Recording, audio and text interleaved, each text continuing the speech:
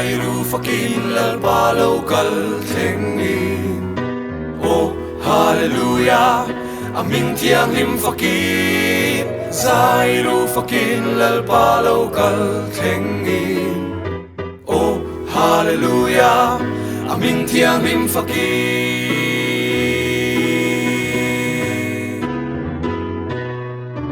Khawngaihnna mak moi le duom sua riang vai chan dam na Sua la bầu nu min zong mu ta mi tel mi twa na chu. Isu Isu ka ma ngai che. Oh hallelujah, Hming Thianghlim Fakin. Sairo Fakin lalpalo kal Thengin.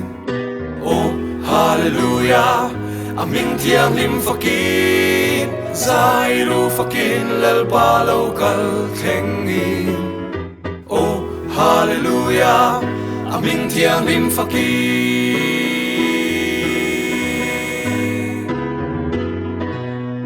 Pathian ngay chuan cross su thangin chan dam kan lo ni e Cross su mi tin tan dam na lui cây po min tleng phai ta. Isu Isu ka ma ngai che. Oh hallelujah, Hming Thianghlim Fakin. Thianghlim I fa kang ru. Hallelujah, Hming Thianghlim Fakin.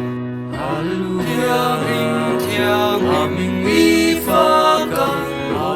Hallelujah, Hming Thianghlim Fakin. Hallelujah, ifa kang hallelujah. Oh, Hming Thianghlim Fakin. Hming fakru, Hming lu ifa kang. Hming fakru. Oh oh, Hming lu ifa kang. Hming fakru Hming lu ifa kang Hming fakru. Oh oh, Hming lu ifa kang Hming fakru.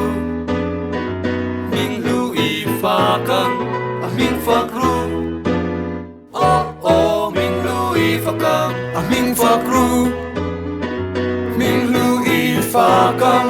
Hming fakru.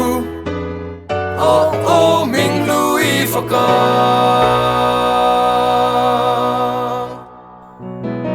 Râu tra lệ lu chuối về ngài lâu chu. Krista zara kata alo ni. Hming lu bếp lal Isu kan phak dê lang che. Hming lu bếp lal Isu ropui lal le trôi môi nát chẳng lăng che. Ropui lal le trôi môi nát chẳng lăng che.